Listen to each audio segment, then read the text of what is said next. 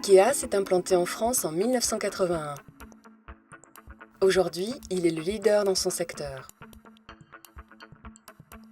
Avec plus d'une vingtaine de magasins en France, IKEA France accueille en moyenne 31 millions de visiteurs au cours de l'année et emploie près de 6 000 collaborateurs.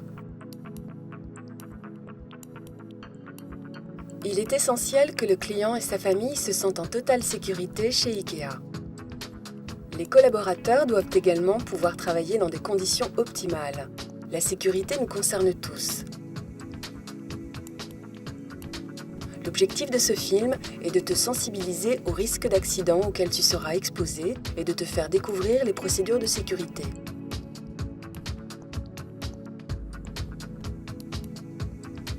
Sois attentif aux consignes qui vont être données.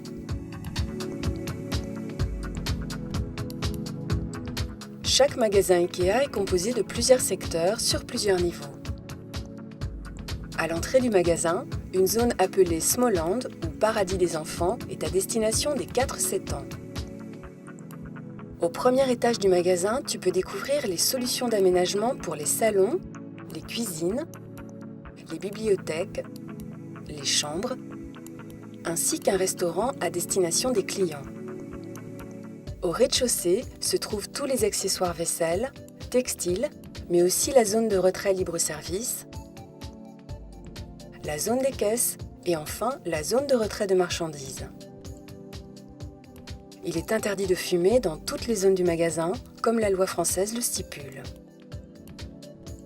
Un bâtiment IKEA répond aux exigences de la réglementation des ERP, décret du 25 juin 1980.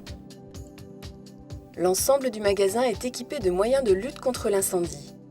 Extincteurs, robinet incendie armé, déclencheur manuel, coffret de commande de désenfumage, sprinklers, bloc de secours.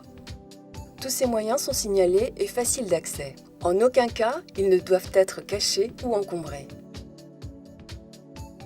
Les allées de circulation doivent être dégagées et libres de passage sur la totalité de leur largeur. Les issues de secours ne doivent pas être encombrées, le passage doit être libre et rapide.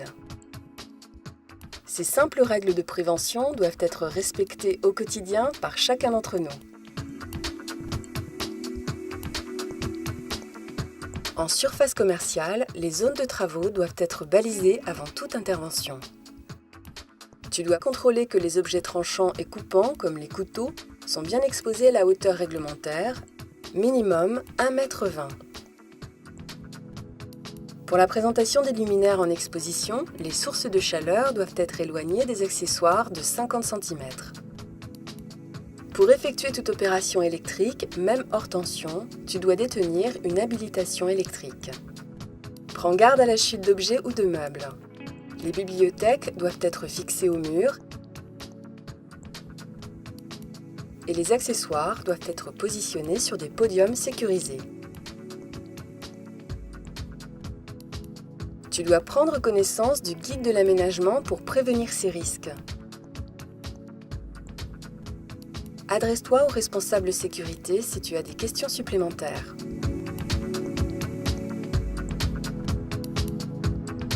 Lors de ton arrivée sur les parkings et aux abords des magasins, la vitesse est limitée à 15 km/h. Les règles du code de la route sont les mêmes que sur les zones publiques. Un parking collaborateur est mis à ta disposition pour garer ton véhicule. Fais attention à ne pas occuper les places réservées aux personnes handicapées. Lorsque tu viens travailler au magasin, tu dois systématiquement emprunter l'accès par le poste de sécurité. C'est lui qui assure la surveillance du site. Bonjour, j'ai rendez-vous avec le service du personnel, je suis un nouveau collaborateur.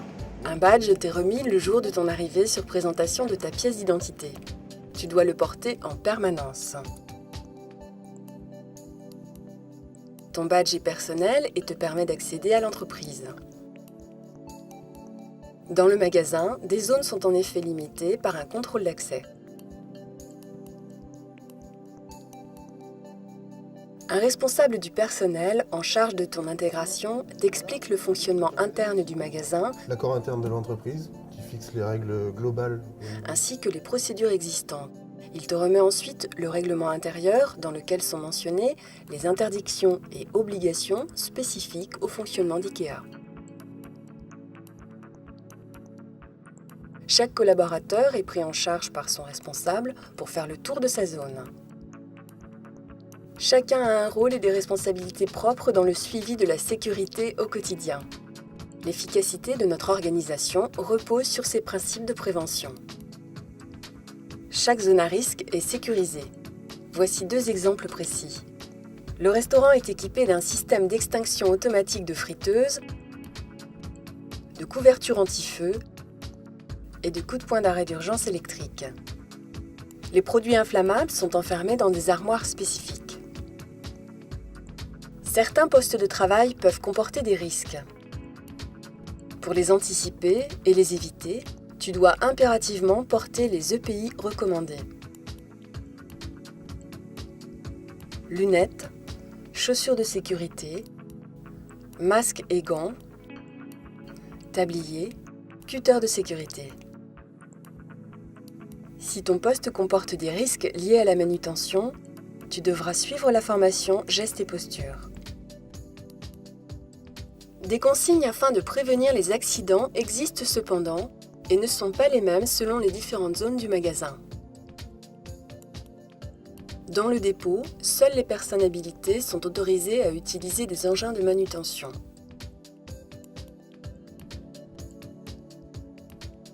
Elles doivent toujours être en possession de leur autorisation interne de conduite. Les conducteurs doivent prévenir les piétons de leur présence par un avertisseur sonore et les piétons doivent être vigilants à la circulation des engins.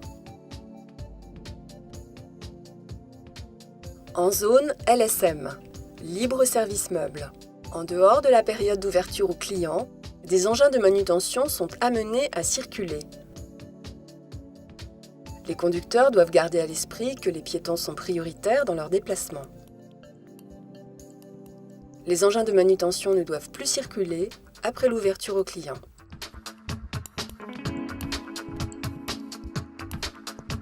Malgré tout, le risque zéro n'existe pas. Voici la procédure à suivre en cas d'accident ou de malaise d'un collaborateur ou d'un client. Tu dois immédiatement avertir le poste de sécurité au numéro d'urgence. Les informations que tu dois donner lors de ton appel sont ton nom, le lieu précis où se trouve la victime, l'état de la victime. Tu dois rester calme et précis dans tes propos en donnant ces renseignements. Ne raccroche jamais le premier. En attendant l'intervention d'un secouriste, demande aux clients et aux collaborateurs de s'éloigner de la victime.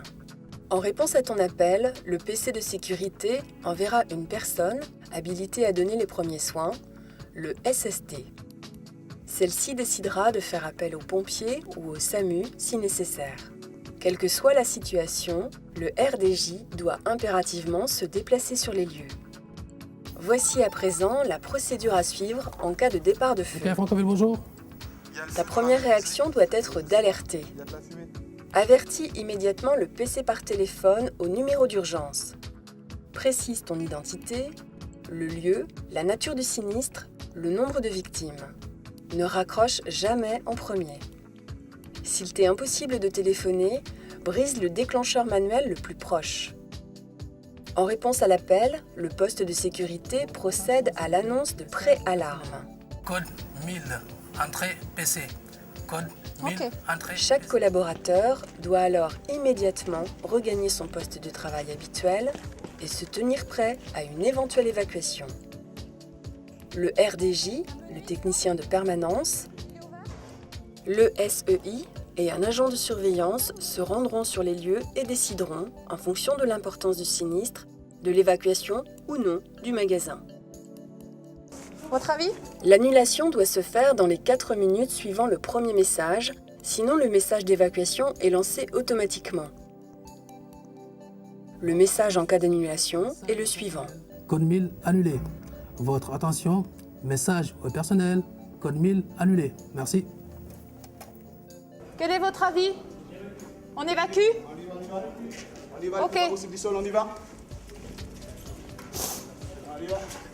Lancez la cassette d'évacuation, on évacue. Si l'évacuation est confirmée, le message sera alors le suivant. Attention, attention. En raison d'un incident technique dans notre bâtiment, nous vous prions d'évacuer les locaux. Veuillez vous rendre aux portes de sortie de secours et sortez immédiatement. Les personnes qui ont laissé leur enfant au Smoland ne doivent pas s'inquiéter, ils ont été évacués par notre personnel et sont déjà sur le parking. Après l'évacuation, l'ensemble du personnel doit rejoindre le point de rassemblement défini par chaque magasin. Les clients doivent rester sur le parking à distance minimum du bâtiment. Lors de l'évacuation des clients, tu auras un rôle à jouer sur ta zone d'évacuation. Ouvrir les portes issues de secours et demander aux clients de quitter le bâtiment en laissant leurs achats sur place. Tu es guide. Guider les clients vers ces issues. Tu es serre-fil. Vérifier que la zone est entièrement évacuée. Le dernier sortant doit fermer les portes. Vous avez la liste des entreprises extérieures? Oui. On va appeler les pompiers. Je le fais là, je lance votre recette. C'est parti. Ça marche. Feu dans le local menuiserie, il n'y a plus personne à l'intérieur. Vous évacuez! Vous évacuez! Est-ce qu'il y a des enfants au Smoland? Ok, merci. Ok. Au fond, les gens. Oui?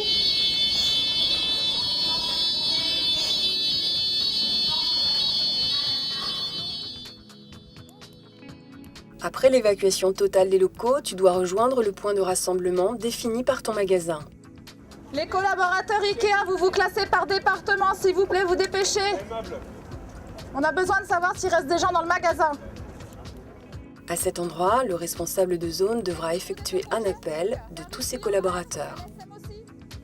Il manque personne? À Vallaud, en 1984, le respect de ces consignes a permis qu'il n'y ait aucun blessé parmi les collaborateurs et les clients. Tu dois toujours rester vigilant dans ton travail.